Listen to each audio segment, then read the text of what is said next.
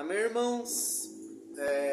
Bom, nós vamos então continuar o nosso estudo com esse livro aqui, Conselhos Importantes para Novos Cristãos, do nosso irmão Fernando Angelim. Nós estamos na página 108, no tópico 2. Observe o mundo com a lente das Escrituras, né, que é o que esse capítulo aqui ele vai tratar. A igreja, agora dessa vez. Alguém pode ler, por gentileza, esse parágrafo aqui, esse primeiro parágrafo, até ali, aquela citação? Posso ler? Por favor. A igreja, mais do que uma organização, é um organismo vivo, o corpo de Cristo, de acordo com 1 Coríntios 12, 27. Ele é o seu cabeça e ela pertence a ele. Quando falamos a respeito da igreja, podemos nos referir tanto à igreja visível como à igreja invisível. A Confissão de Fé Batista de 1689 descreve a igreja invisível como... Posso ler a citação? Pode ler as A duas. Igreja Católica Universal, que em relação à obra interior do Espírito e da Verdade, pode ser chamada invisível. Consiste de todo o número dos eleitos que foram ou serão reunidos em um só corpo sob Cristo, a cabeça da mesma.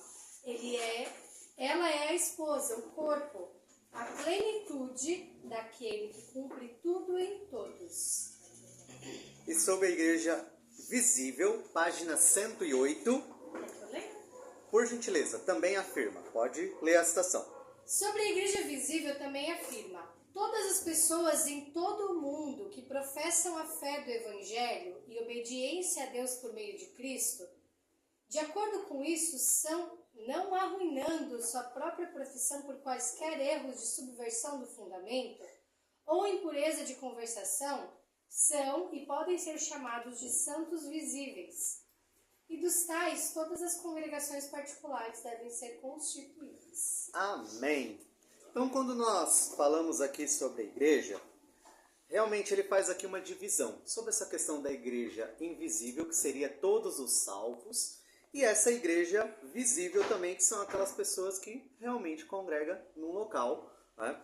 Lembrando que esse conceito de igreja, para nós, ele nasce em Atos, né? Após ali Jesus subir ao céu num corpo glorificado. E a gente vê então, principalmente durante esse livro, que ele é muito importante, a formação da igreja como um corpo, como uma reunião, como aquelas pessoas que, né, a palavra fala, né, tirados de fora, né, tirados para fora. Então nasce a igreja do Senhor. E é muito importante nós entendermos essa questão principalmente da igreja visível. Porque quando você fala da igreja invisível, é um conceito um pouquinho mais fácil de você lidar. Você olha e fala, bom, a igreja invisível são todas aquelas pessoas que são salvas, né, por Jesus Cristo.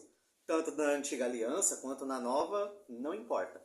Quando nós falamos da igreja visível, que é essa que nós conhecemos hoje, existem muitas coisas que querem contaminar esse tipo de, vamos dizer assim, de palavra. Tá? Porque hoje algumas pessoas estão começando a pegar o que é o sentido verdadeiro de igreja, tá?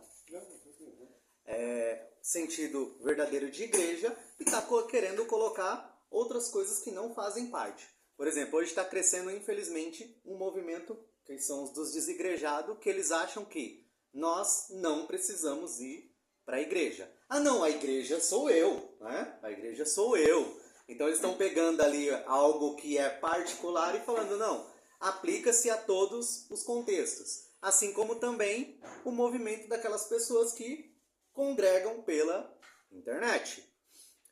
E é bem interessante porque eu vi acho que alguns meses atrás, um pastor, ele estava falando algumas coisas muito corretas, mas no final do vídeo eu achei que ele deu assim uma certa deslizada. Porque ele estava falando sobre pessoas que às vezes mudam de lugar ou vão para algumas determinadas localidades e eles não pensam assim, aonde eu vou congregar? E ele falou, gente, isso deveria ser a primeira coisa que nós deveríamos pensar. Tipo, o lugar aonde eu estou indo, né? Onde eu quero ir, na verdade. lá tem uma igreja onde eu possa congregar e servir bem a Deus. E quando eu falo igreja, gente, não é igreja de internet.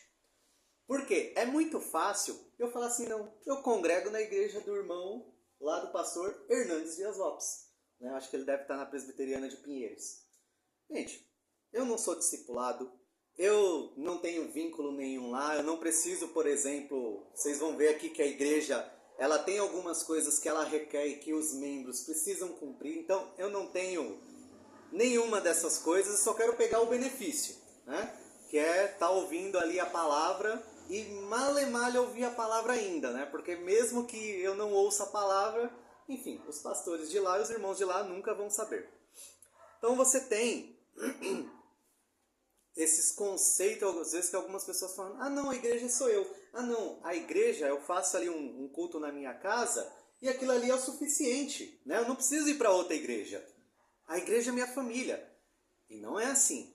A igreja, ela tem ali a sua importância. Inclusive, ela tem as suas dificuldades. Inclusive, quando você vai ver na Bíblia, irmãos, a igreja, ela dá problemas. Ela tem problemas. E o que a Bíblia fala? Ah, não. Né? Vamos fazer o seguinte, ó, só a igreja é muito problemática, vamos todo mundo, cada um para um lado, todo mundo sai da igreja e, enfim, vai congregar nas suas casas? Não, pelo contrário, você só vê exemplos de a igreja sendo corrigida, a igreja sendo chamada a atenção, a igreja sendo pastoreada. Você pega ali em Hebreus 10 falando para a gente não deixar de congregar na igreja, como era o hábito de muitos ali que estavam crescendo.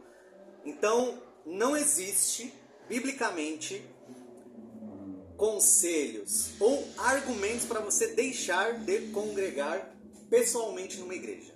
Não existe. Tá? As pessoas falam muito assim, alguns falam até bonito, né? Não, porque nós somos igreja, a igreja está dentro de nós, e eu posso fazer isso dentro da minha casa, eu posso espalhar o evangelho dentro do meu lar. Irmãos, se são palavras bonitas e não estão na Bíblia, não fecha com o conceito bíblico, assim, não fecha. Simplesmente não. Tá? Então, quando nós estamos na igreja visível, nós estamos falando, não, nós fazemos parte de um corpo. Nós fazemos parte de um local onde santos, onde pessoas que foram alcançadas por Cristo professam a mesma fé, têm a mesma visão e estão caminhando juntos até que Cristo venha ou até que nós, né, vamos ali à sepultura. Tá? É muito importante nós fizermos isso. E no 2.1 tem uma pergunta. Ó, 1 João 2, versículo 18, diz assim: Filhinhos, é já a última hora, e como ouvistes que vem o anticristo, também agora muitos se têm feito anticristos, por onde conhecemos que é já a última hora. Ao 19, saíram de nós, mas não eram de nós, porque se fossem de nós, ficariam conosco. Mas isso é para que se manifestasse que não são todos de nós. Qual que é a minha pergunta? Uma pessoa que se desliga da igreja visível, ela não está dando um sinal muito forte de que talvez ela nunca nasceu de novo? Sim, sim. E nós não vemos, aí veja, nós não vemos os desigrejados ser chamados a atenção dessa maneira, usando esse versículo. Isso mesmo. Então o que você acha disso? É um sinal? Quando a pessoa, ela se desliga da igreja como um todo, tá? Às vezes acontece, a pessoa olha e fala, bom, enfim, estou saindo da igreja por algum motivo, estou me ligando a outra. Você tem N motivos para isso. Mas uma pessoa que sai da igreja para ser um desigrejado ou para viver sem igreja nenhuma, das duas uma. Ou ela nunca foi salva, ela nunca acreditou no evangelho e aí isso só se manifestou nessa obra, ou Deus vai moer o cara para trazer de volta, tá? Como o filho pródigo. São essas duas. Não existe ali um intermediário. Ah não, a pessoa mas não mas não tem. Tá? Porque você viver em comunhão com irmãos, como eu falei, você não tem um versículo bíblico que vá contra isso. Pelo contrário. Quando a gente fala ali uma passagem ali de Mateus em desligar da terra, né, aquilo que é desligado na terra será desligado no céu, inclusive é para isso também, pessoas que são desligadas da comunhão da igreja. Porque enquanto você está na igreja, você é uma pessoa que é pastoreada. Nós temos aqui o pastor Maurício. Então, se você precisar de alguma ajuda, ele vai tentar o máximo possível. Né? Às vezes, é um caso muito difícil, mas pelo menos tentar e orar. Vai ter isso. Você tem irmãos que, dependendo também, vão te acompanhar. Você tem coisas que você também precisa, né? Ali estar junto com o corpo da igreja. Todas essas coisas faz parte ali de uma que a gente chama de cobertura espiritual. Então você está coberto pelos irmãos, você está coberto pelas orações dos irmãos, pela igreja também ali, trabalhando por você. Nossa, eu estou numa causa muito difícil. Não, vamos orar por você, vamos jejuar, vamos fazer alguma coisa. Tudo isso faz parte dessa cobertura. Você está ligado aqui na terra e você também está ligado lá no céu.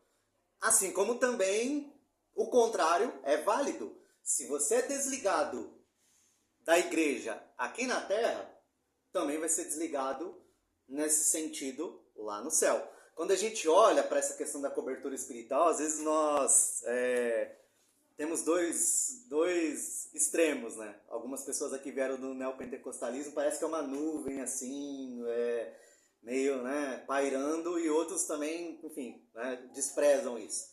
Mas, irmãos, quando nós estamos na igreja, nós estamos, sim, embaixo de uma cobertura espiritual. Nós estamos ligados a uma igreja terrena, mas também estamos ligados ao céu. Acho que o irmão quer falar alguma coisa. No caso, por exemplo, se a pessoa é desligada na igreja e acontece, por exemplo, uma tragédia de, por exemplo, vir a falecer, como é desligado do céu também. Daí como que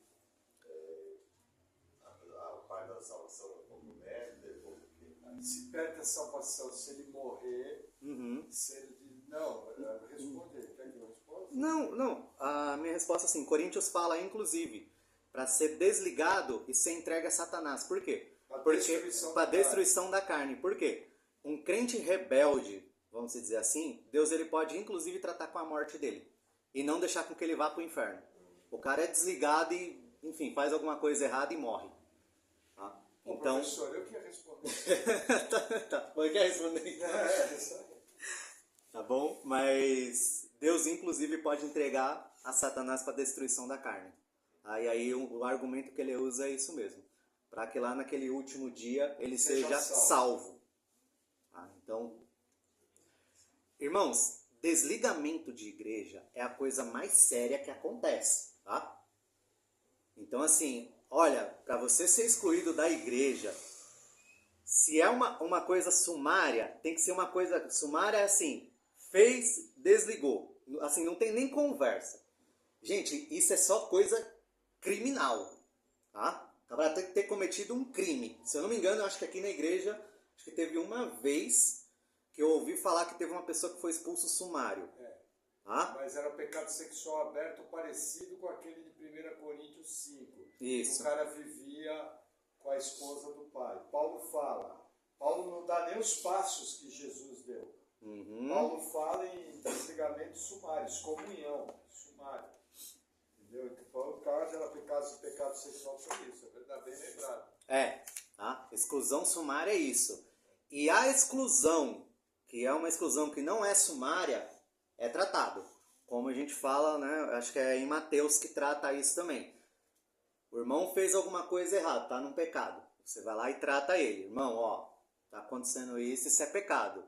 O irmão ali não quis ouvir, adverte outra vez. Não quis ouvir, chama uma testemunha. E aí, o último caso, como assim, última medida realmente é desligar ele.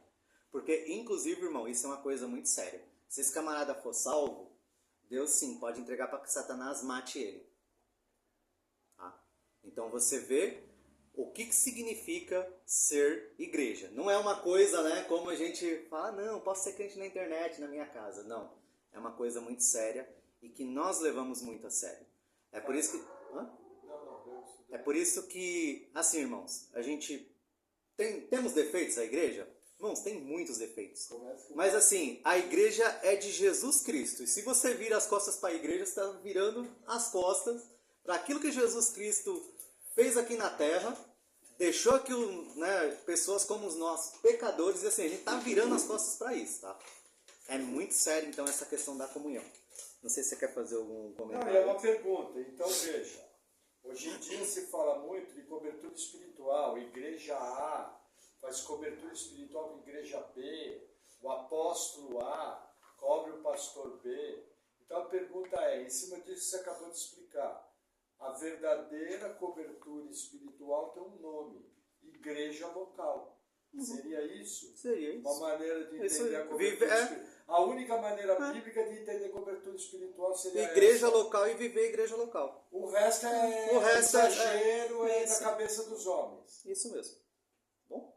Tá bom? Porque Então- às vezes tem alguns que nos escutam que estão engendrados desse conceito de cobertura boa. espiritual. Sim. Então, para entender que a grande cobertura espiritual é quem está dentro do barco, por isso a pergunta. Sim. Isso mesmo. Legal. Daí no fim eu vou fazer uma partezinha, tá? Só lá no final. O Credo Apostólico, página 109. O Credo Apostólico, apesar de não ter sido escrito diretamente pelos apóstolos, então não vamos fazer essa confusão, tá? Porque às vezes a gente fala assim, o Credo Apostólico, nossa, foram os apóstolos que escreveram? Não, tá? Não foram, é porque ele foi tirado em cima daquilo que os apóstolos escreveram como base de fé. Resume os seus ensinos. Alguém pode ler, por gentileza? Creio em Deus Pai Todo-Poderoso, Criador do céu e da terra. Creio em Jesus Cristo, seu único Filho, nosso Senhor, o qual foi concebido por obra do Espírito Santo, nasceu da Virgem Maria, Pode ler. Padeceu. Padeceu sob o poder de Pôncio Pilatos, foi crucificado, morto e sepultado, ressurgiu dos mortos ao terceiro dia, subiu ao céu, está sentado à direita de Deus Pai Todo-Poderoso, donde há de vir para julgar os vivos e os mortos. Creio no Espírito Santo, na Santa Igreja Universal, na comunhão dos santos, na remissão dos pecados, na ressurreição do corpo, na vida eterna. Amém. Amém. Amém. Então, você ser igreja é você crer nisso aqui que ele falou. Você não precisa conhecer exatamente ou falar exatamente do credo apostólico, mas ele carrega aquilo que nós que somos cristãos, nós que compomos a igreja, em conjunto acreditamos, tá? É bem legal vocês lerem isso, se vocês puderem decorar, né? É uma boa base ali doutrinária que trabalha em algumas doutrinas básicas, mas basicamente você ser igreja é você crer nesses fundamentos aqui. Sinais de uma igreja saudável, página 110. Então ele vai falar ali sobre a questão do ensino fiel, tá? E aqui, mais uma vez, nós temos que dar alguns adendos. Uma igreja, para ela ser considerada saudável, para ser uma boa igreja, não significa que é uma igreja que não vai ter problemas, tá? Porque as igrejas têm problemas. Vide o Novo Testamento, o tanto de problemas que os apóstolos tiveram que trabalhar nas igrejas. O tanto de advertência, de puxão de orelha, até mesmo às vezes palavra de ânimos para algumas igrejas que precisaram ser trabalhadas. Então a primeira coisa que a gente tem que assim desvencilhar o pensamento de a igreja é perfeita. Não, a igreja não é perfeita. E quando as pessoas vierem perguntar, mas a religião, a igreja tem tantos defeitos. Isso, a igreja tem muitos defeitos, mas pelo poder de Jesus Cristo a gente vai vencendo eles ali aos poucos, né? Até, enfim, até onde a gente pode ir. Então ele coloca aqui que um dos sinais ali é a questão do ensino fiel. Claro, uma igreja que ela tende a ser saudável, ela tem que ter um ensinamento de acordo com as Escrituras. Então, essa questão de ser uma igreja que tenta pregar a Bíblia da maneira mais correta possível, que tenta ser ali pessoas que se esforçam para entender, que amem a palavra de Deus, que leem a Bíblia, isso é algo muito importante e que mostra que a igreja ela é saudável. Tem umas palavras que o Maurício fala que eu aprendi com ele que eu concordo muito. Você quer ver se uma igreja é bíblica, se os ensinamentos dela são bíblicos? Começa a ouvir o que ela canta no começo do culto. Isso pode ser um forte indício de que essa igreja é uma igreja bíblica, assim como também essa igreja às vezes está numa teologia, está num ensino sobre a palavra de Deus, nada a ver. Então, uma boa coisa assim para você começar a analisar, não vou dizer assim, não, é isso logo aquilo. Não, mas é um bom balizador, é algo que serve ali como, vamos dizer, um fiel de uma balança. Então, se ele está ali balanceado, provavelmente o outro lado também, tá? Então, o ensino fiel é uma delas. A questão do culto também, muito importante. A igreja que é séria, ela preza por essa questão de culto. E como eu falei, hoje nós estamos numa era de crentes digitais ou digitalizados, tá? Não é isso. O culto, ele é presencial, ele é um culto em que nós temos que estar aqui como irmãos. Alguns vão se esforçar mais para vir, outros vão se esforçar menos, mas cada um ali vai ter um esforço para estar presente na igreja, cultuando junto, cantando junto, conversando ali depois do culto, né? Nossa igreja, graças a Deus, tem um café muito gostoso que as pessoas preparam. Então, é um momento de comunhão, onde às vezes a gente não vê o irmão ou a irmã durante a semana, pergunta, poxa, como é que foi essa semana? Ah, que legal, tal. Ah, não, aconteceu isso, aconteceu assado. Então, é um momento em que nós podemos conversar e se relacionar com as pessoas. E aí, essa questão também da comunhão. Essa questão da comunhão, ela está ligada muito a isso, a um amor mútuo. É muito desagradável você estar numa igreja dividida. E eu falo isso porque eu estive em igrejas, por exemplo, que ela estava dividida e não era nem porque as pessoas queriam. É porque, por exemplo, uma igreja de 7.000 pessoas, você acha que as pessoas vão se conhecer como um todo? Então, assim, às vezes era uma coisa extremamente grande em que você nunca nem tinha chamado o irmão para tomar café na sua casa. Então, existe também essa parte da comunhão, porque a comunhão, a gente também desenvolve ali primeiro, um amor mútuo, né? Assim como um discipulado mútuo também.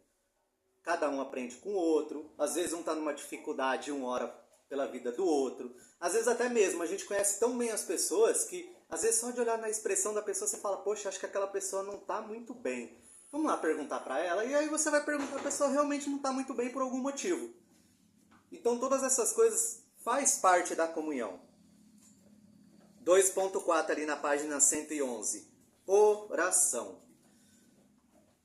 Nós estávamos numa semana magna e eles estavam falando sobre a questão da piedade, né?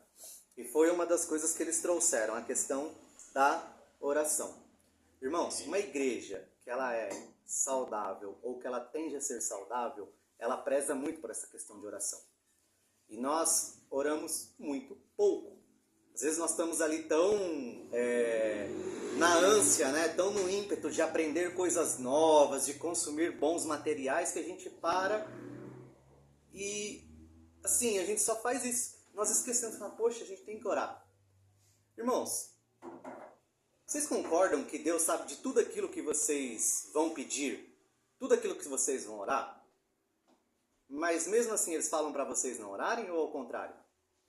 Eles pedem para a gente orar. Deus pede para a gente orar. A palavra fala para orar. Jesus Cristo orava. Jesus Cristo, lembra, ali no Getsemane, antes da morte dele, ele estava orando, ele estava angustiado. Então, se Jesus Cristo mostra, através do seu exemplo, que ele era um homem de oração, era um homem firme em oração, por que nós não vamos ser? Então, fica aí. A questão também da evangelização. Uma igreja que é bíblica, ela preza muito por essa questão da evangelização.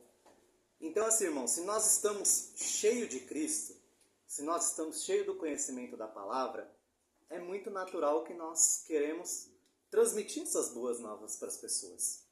E uma igreja que ela é saudável, ela tem esse ímpeto de pregar o evangelho. Claro, irmãos, quando eu falo isso, você não precisa necessariamente de um evento. Ah, não, vamos fazer um evento de evangelização, vamos fazer uma cruzada de evangelização.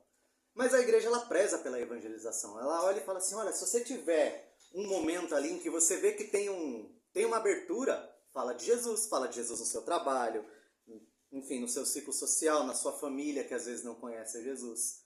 Então, uma igreja, ela preza também em transmitir as boas novas.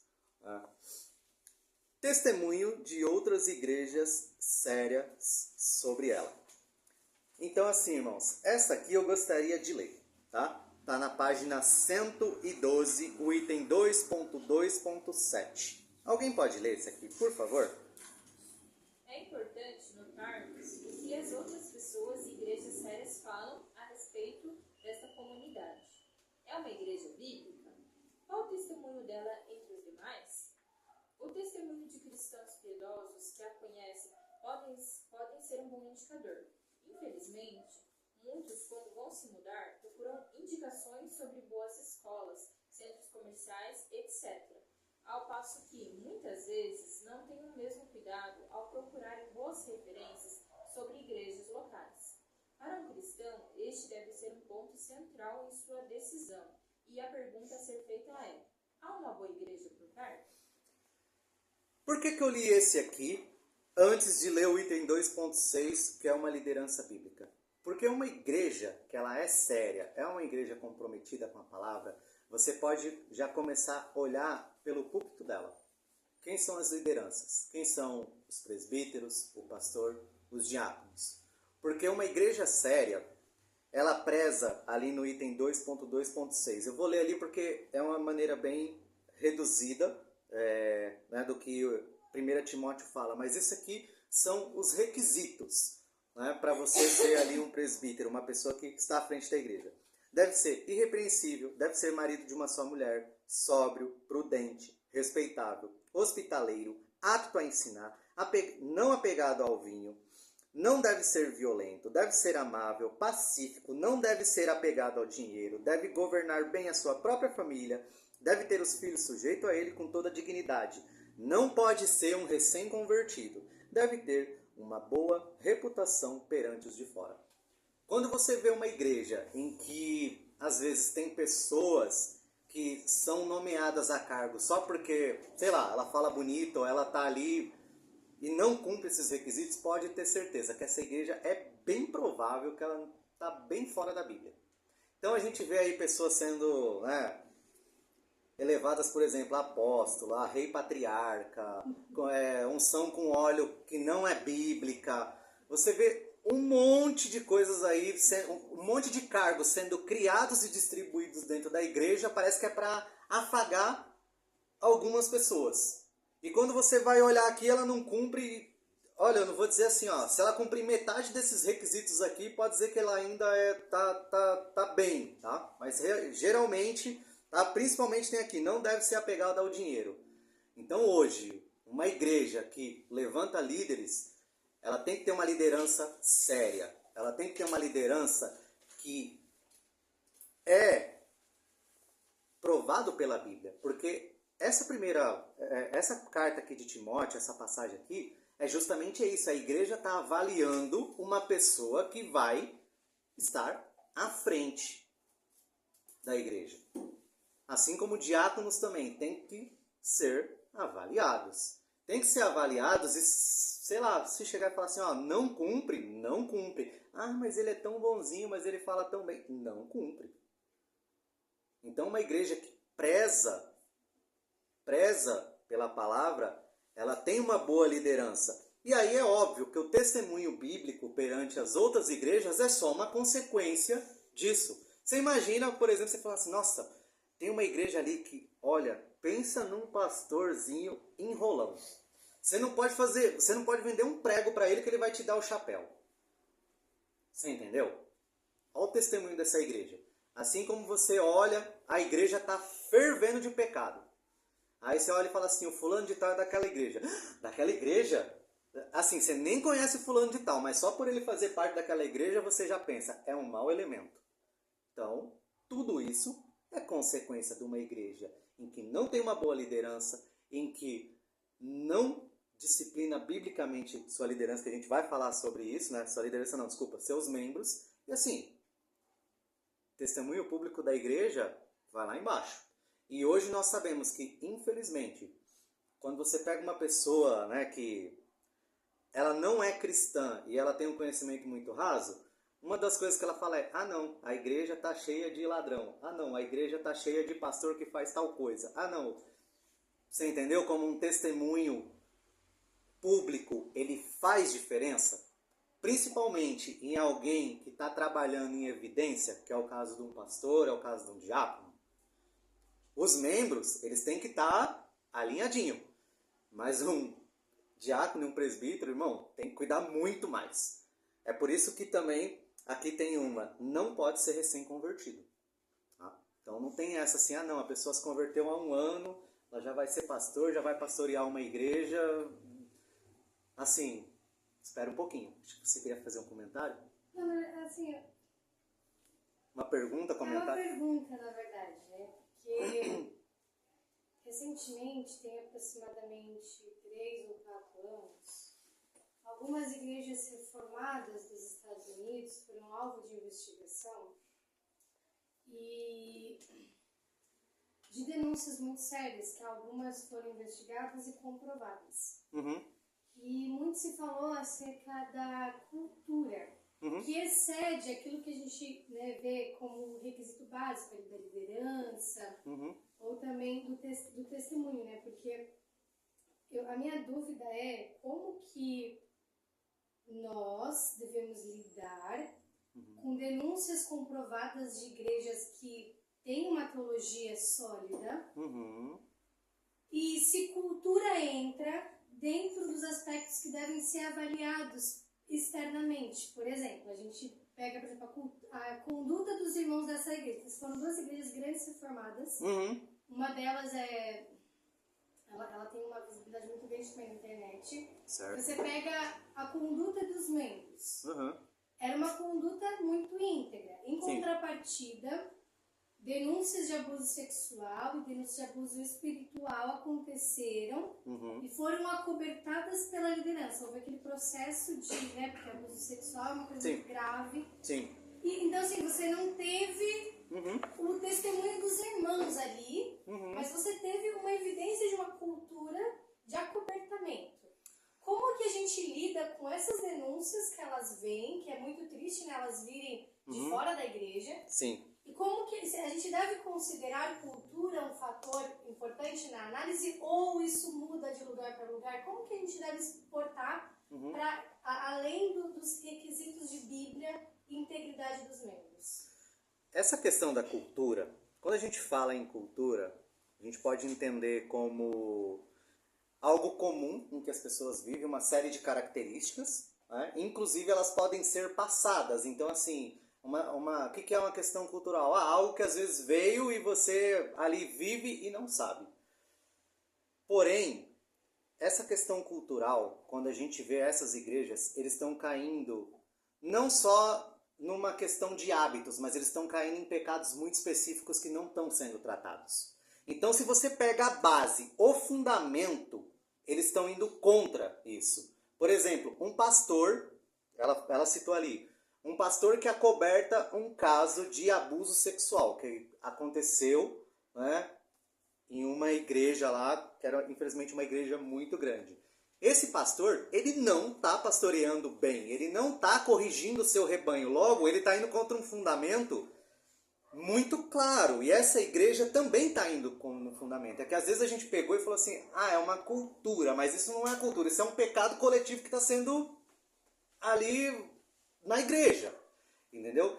E assim, acaba sendo muito complicado, por quê? Porque existem pessoas que não é tão fácil você chegar e falar assim, o Erasmo está fazendo aquilo, porque às vezes o Erasmo é uma figura tão imponente que se você fala alguma coisa, as pessoas se viram contra você.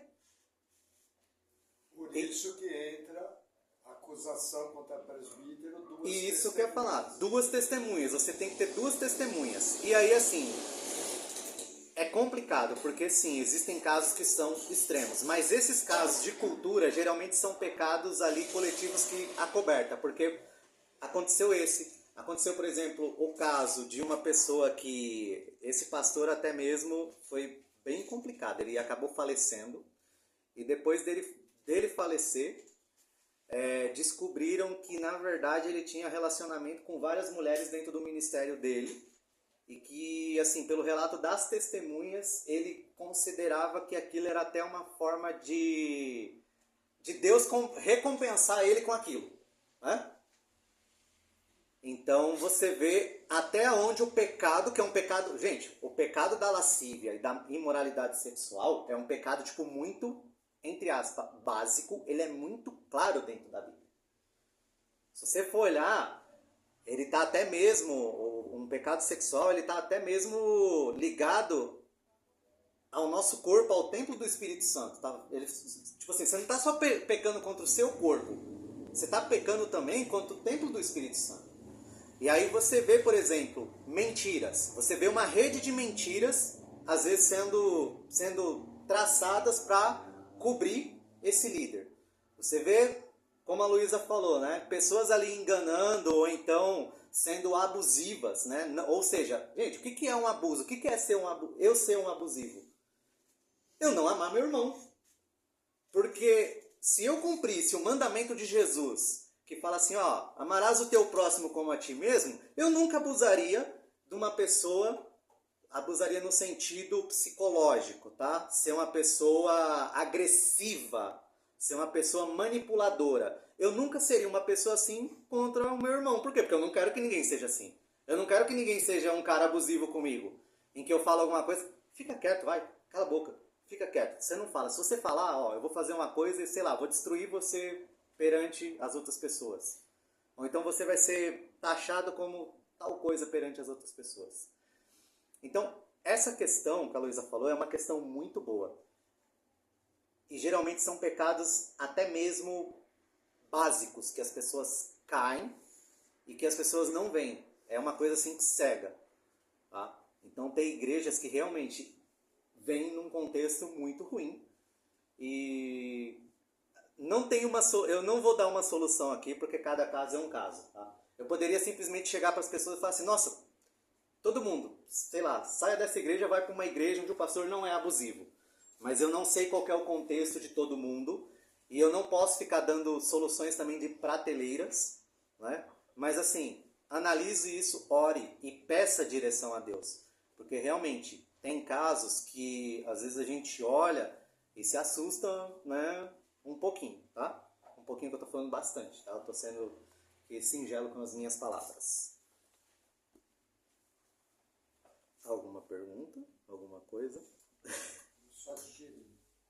Então, só digerindo. Administração correta das ordenanças. 2.2.8.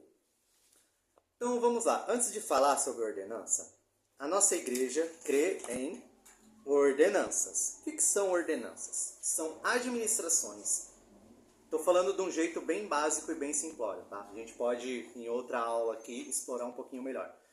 Mas é a administração daquilo que Jesus ordenou para nós, para que nós continuássemos aqui como igreja. Tá? Então, por exemplo, nós cremos que existem duas ordenanças, batismo e ceia. Ponto. Porque você tem uma outra palavra chamada sacramento. Quando você fala em sacramento, é uma administração que é entendido da salvação. Tá? Então, assim, nós não cremos, por exemplo, que uma pessoa necessariamente precisa se batizar para ser salva. Nós cremos que um salvo, ele vai buscar o batismo. Mas e se não dá tempo? Né? Se o cara acaba tendo um mal súbito, sei lá, veio aqui hoje, domingo, se converteu, acontece uma tragédia, como a gente passou por uma tragédia aqui esses dias que 9 pessoas morreram. Vamos lá, a gente imaginava que ia acontecer aquilo? Entendeu?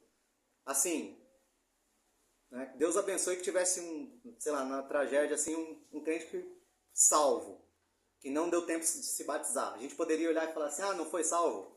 Então, a gente não crê isso. Assim como também a questão da ceia. É algo que Jesus Cristo, ele deixou para nós como ordenança e nós fazemos. Então, nós acreditamos em ordenanças, não em sacramentos. E dessas ordenanças, nós acreditamos que é só ceia e batismo.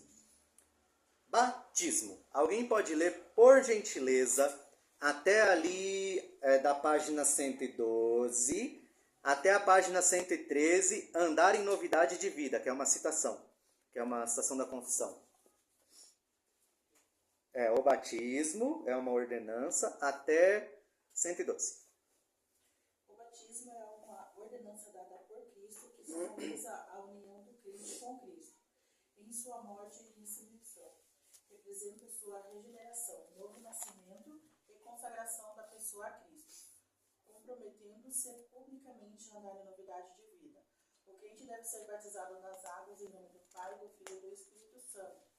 A confissão de Londres explica: o batismo é uma ordenança do Novo Testamento, instituído por Jesus Cristo, sendo para a pessoa batizada um símbolo de comunhão com Ele, em sua morte e ressurreição, de sua união com Ele, da remissão dos pecados e da consagração a Deus, através de Jesus Cristo, para viver e dar em novidade de vida. Então, isso aqui resume muito bem o que é o batismo. Como eu falei, como aqui é um curso mais rápido, eu não vou explorar tudo, tá? Mas entenda que o batismo, um cristão, ele vai querer isso, porque realmente isso está ali representando que agora ele é uma nova criatura e que agora ele também está inserido dentro do corpo de Cristo. E o corpo de Cristo, a gente fala, é a igreja. Tá? Então é bem importante. Uma pessoa que se diz crente e fala assim, não quero batizar, alguma coisa está errada. E assim, está errado, tá? Tem que trabalhar isso aí. Porque se o próprio Jesus Cristo, ele foi batizado, e quando João Batista viu, falou, não, né, sou eu que tenho que ser batizado. E Jesus Cristo, não, importa que eu faça isso para que se cumpra. Ou seja, Jesus Cristo fez aquilo. É uma ordenança que ele mesmo foi e fez. Amém? Páginas... acabou? Encerrou? Beleza, então. Vou só fazer uma parte, senão a gente não consegue orar. Irmãos, a fórmula batismal da nossa igreja... Eu paro aqui? Não, deixa eu rolar. Nós cremos que o batismo bíblico é por imersão, como sugere a própria palavra. A palavra baptizo é imerso. Entendeu? E cremos que o batismo é algo para uma pessoa que tem a capacidade de se arrepender. Então nós não aceitamos batismo de criança. Entendeu? Tem igreja séria, reformada, que batiza criança. Nós cremos que eles estão indo numa direção de que, por conta deles mesmos, entendeu? Eles têm lá os motivos deles, eu creio que, entendeu? Então é importante saber. Deixa eu dar uma pincelada em umas coisas, tá? Primeiro, questão de oração, segredo, oração simples. Quanto mais simples você orar, mais você vai orar. Evangelismo, simples. Por exemplo, várias vezes eu estou com um cliente e aí o cara pegou uma coisa da Bíblia, eu sinto que abriu a porta. Eu falo, a Bíblia é legal por quê? Por causa que ela já nos coloca todo mundo como pecador. Todo mundo tem erro. E o mais legal da Bíblia é que não é o homem buscando a Deus, é Deus buscando ao homem. Tanto é que Jesus Cristo veio para pagar o preço pelos nossos pecados. Se eu me arrepender dos meus pecados, crer nele e seguir ele de todo o meu coração, eu tenho a vida eterna. Acabei de evangelizar. Não é dar uma chance para Jesus. Jesus te ama. Coloca Jesus como um mendigo. De braço aberto. Alguém precisa me amar. Sabe? Tá? Outra questão. A contaminação entra na igreja pelo louvor. Por isso tem que cuidar do louvor. Se um dia você estiver aqui na igreja, se tiver uma dúvida com algum hino, pode procurar a mim, pode procurar a irmã Luísa, pode procurar o diácono Erasmo e falar. Tá? Outra coisa importante, a questão do que ela falou de acobertamento. A regra bíblica é simples. Se o pecado for público, a retratação tem que ser pública. Se o pecado for privado, o tratamento tem que ser privado. Se a pessoa infringir a lei cometendo crime, tem que ir para a delegacia. Acabou. Dessa maneira a igreja se isenta. Entendeu? Simples assim. Outra coisa importante, que ele falou da unção com óleo. Unção com óleo. Alguns lugares reformados dizem que o óleo da unção é remédio. Qual que é o problema disso? Na Bíblia, os textos que Paulo fala de doença, ele não manda ungir com óleo. Ele manda adicionar vinho na água, que é para purificar as bactérias do estômago. Outro detalhe, o uso do óleo como remédio era usado em feridas. E o resto das doenças? Então a melhor interpretação para o óleo é que o óleo é um símbolo da presença da igreja, da presença do Espírito Santo. Simples assim, não tem poder no óleo, é apenas um símbolo, pode ser usado ou não. Acabou. Simples. Quem deve usar o óleo? Entendeu? Presbítero, só presbítero. Que por aí a turma também. E aí a questão que o irmão perguntou. Faz uns 15 dias o senhor me deu uma ilustração que eu achei perfeita. Você não conhece a Cristo, você é filho do diabo. É o que a Bíblia ensina. Ou você é filho de Deus, ou você é filho do diabo. Não tem o terceiro filho. Nasceu de novo, creu. Imediatamente você é conectado na igreja invisível. Espiritualmente você é conectado na igreja invisível. Esse é o primeiro passo. Quando você crê, automaticamente você é conectado na igreja invisível. Conectou na igreja invisível, segundo passo. Via batismo bíblico, você é conectado na igreja visível. Você vem publicamente, eu creio que Jesus Cristo é o Senhor e Salvador da minha vida, e é batizado em nome do Pai, do Filho e do Espírito Santo. Fechou. O que vai acontecer? A pessoa saiu da igreja. Quando ela sai da igreja, ela é desconectada da igreja visível. E é como se ela fosse conectada, entregue nas mãos de Satanás. Só que ela não deixou de ser igreja invisível. Porque uma vez nascido de Deus, sempre nascido de Deus. Só que o fato de eu ser entregue a Satanás, ou vai moer, vou passar por um monte de percalço e volto, ou Deus vai recolher. Ah, não aconteceu nada. Não aconteceu nada, não era filho. Porque Hebreus fala, se vocês são disciplinados, é porque vocês são filhos. Então sempre lembra disso. A conexão da igreja visível é a cobertura espiritual. E assim, isso foi o que a Luísa falou. Se você vê coisa errada na igreja, leva o problema para a liderança da igreja, a igreja não toma providência, provavelmente chegou a hora de você deixar aquela igreja e procurar uma igreja bíblica. E pode deixar falando, eu estou deixando a igreja porque eu vim aqui trazer tal assunto. O irmão lá pegou dinheiro emprestado do irmão Erasmo e não pagou. E a igreja não tomou nenhuma providência. E não estão querendo tomar providência. Então, em cima disso, eu quero pedir o meu desligamento da igreja. Eu quero dizer, vocês estão no caminho errado. Vocês vão trazer problemas para a igreja e para os membros. Claro, transparente, sem brigar. E se não gostou, paciência.